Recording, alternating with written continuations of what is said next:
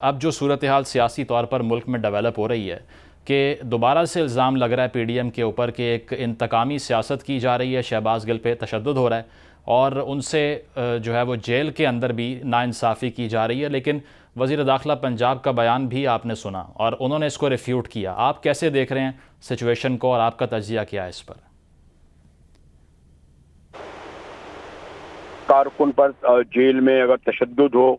سیاسی کارکن پر یا ایک عام آدمی پر جو غلط ہے، مثلا اگر اس نے کوئی جرم کیا ہے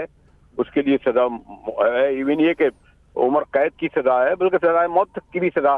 موجود ہے۔ لیکن اس میں جب عمران خان صاحب نے بھی یہ کہا کہ نہیں، انہیں کیا گیا ہے کہ انہیں برہنہ بنا کر تشدد کیا گیا، اس کے بعد سب جانتے ہیں کہ جی پنجاب میں گورنمنٹ تو پی ٹی آئی کی ہے اور خود ان کے وزیر داخلہ جن کا تعلق پی ٹی آئی سے ہے وہ اس بات کی تردید کر رہے ہیں۔ تو تھوڑا سا یہ اس میں ابہام پیدا ہو گیا ہے۔ بظاہر وہ جو کورٹ میں عدالتوں سے آتے جاتے نظر آتے ہیں تو اس طرح کے تشدد کے اثرات نظر نہیں آتے کہ کوئی ایمبولینس پہ آئے ہوں یا ویل چیئر پہ آئے ہوں یا کاندھوں پہ آئے ہوں۔ تو لیکن اس سے بھی زیادہ اہم بات یہ ہے کہ جب خود میں آج دیکھ رہا تھا کہ فلور آف دا ہاؤس پر ان کے ترجمان سینیٹر فیصل جاوید یہ کہہ رہے تھے، ان کے دیگر رہنماؤں نے اس سے پہلے بھی کہا، شہباز گل نے یہ بیان دے کر جو ہے بہت بڑی غلطی کی، تو ان کے خلاف کم از کم پارٹی کے طور پر تعزیبی کارروائی کرنا ضروری تھی، انہیں معطل کرنا ضروری تھا، تاکہ پی ٹی آئی کا یہ جو اپوزیشن جو ہے، یہ حکومتی اتحاد ہے جو اس کو ایکٹیوائٹ کر رہا ہے، تو یہ دو الگ باتیں ہیں۔ شہباز گل صاحب نے اگر انفرادی طور پر کہا جو قطعی طور پر نہیں کہا ہوگا،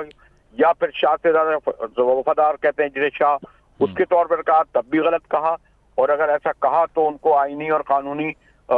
کو فیس کرنا چاہیے۔ اور لیکن پھر وہی میں کہوں گا کہ اگر تشدد کے حوالے سے، لیکن ان کے جب وزیر داخلہ ہی اس کو تردید کر چکے ہیں پی ٹی آئی، تو یہ ذرا اور زیادہ کچھ تھوڑا سا کنفیوزنگ صورتحال ہو گئی ہے۔ مجاہد صاحب، آپ سے ہی جاننا چاہیں گے، آپ نے یہ کہا کہ پی ٹی آئی کی طرف سے کلیئر نہیں کیا سچویشن کو اور ایسا ہو نہیں سکتا کہ شہباز گل نے انفرادی طور پہ یہ بیان دیا ہو، تو آپ کو لگتا ہے کہ پارٹی کی طرف سے یہ ایک نیریٹو تھا جس کو ڈیفینڈ کرنے وہ وہاں پر پہنچے تھے اور انفرادی عمل نہیں ہے جس کو پی ٹی آئی ڈینائی کر رہی ہے، یا کچھ واقعی لکھوایا ہوا تھا جس کو پڑھا گیا اور اس کے بعد یہ سچویشن ڈیولپ ہوئی؟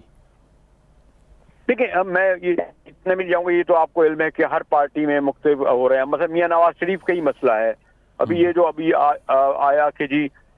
یعنی یہ مفتہ اسماعیل وزیر خزانہ جو ایک حد تک غیر سیاسی آدمی ہے، کوئی بہت معروف رہنما ہے، ایون پریس کانفرنس میں جب ان سے مریم بی بی کے ٹویٹ کا بات کی گئی تو بہت برہمی کا انہوں نے اظہار کیا۔ انہوں نے یہ تک کہا کہ جناب اگر ایسے ہی ہے تو میں گھر چھوڑ کے چلے جاتا ہوں، کوئی اور بزنس اختیار کروں گا۔ یہ تک کہا کہ جناب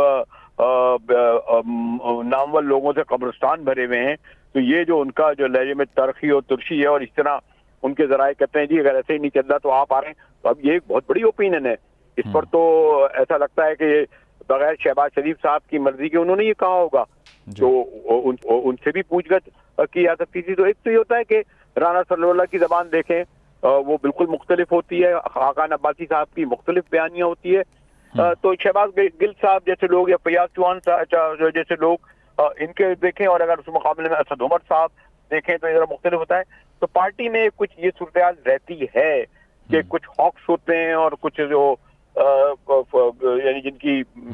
چاہتے ہیں کہ جناب ان کی توجہ پارٹی کی قیادت کی طرف جائے اس طرح کے بیانوں کی، لیکن جو بیان کی نوعیت ہے وہ بہت خطرناک ہے۔